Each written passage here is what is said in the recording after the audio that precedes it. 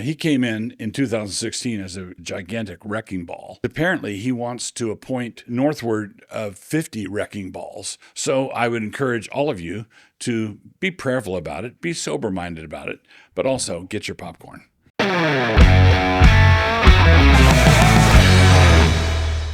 Welcome again to Clown World. We're going to continue doing these Clown World episodes, even though the clown may have died and appears to be decomposing. We'll continue doing this as long as the smell doesn't get too bad. So I want to talk a little bit about the transition, the freak out factor that Trump is causing by his nominees to various positions.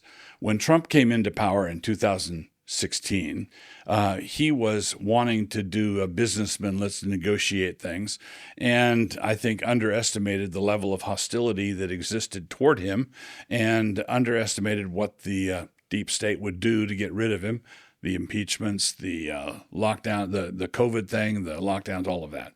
He has apparently come back in a different frame of mind. I think 2024, the entry of his administration in 2024 is going to be very, very different than it was in 2016.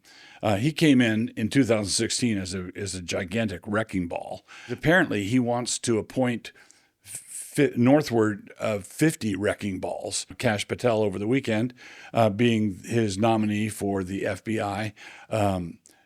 He's appointing people who have a personal reason not to go native, and they have ideological reasons not to go native, and they've got a proven track record in their willingness to deconstruct what has been built up into this current establishment. In the 19th century, R.L. Dabney put his finger on a problem that a certain kind of conservative has, where he said there's a certain species of conservatism that is merely the shadow that follows radicalism to perdition.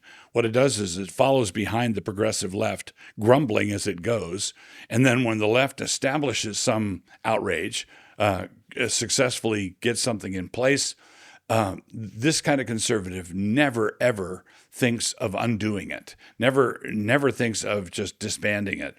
What he wants to do is come behind the progressive, and if the conservative gets into power, what he wants to do is attempt to make the progressives' bad idea work.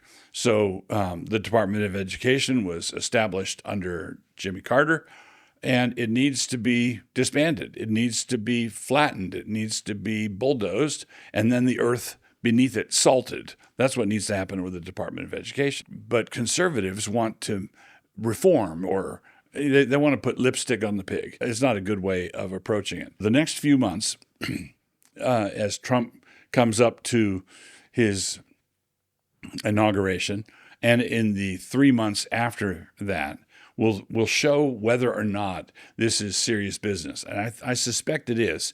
He's got a bunch of pirates who want to take a bunch of things down, and I think this is going to be glorious. I think it's going to be glorious if they only succeed in taking out 25% of what they're targeting. It's quite possible that they're going to go to disband this agency or do this other thing or to save us from this particular kind of waste and fraud.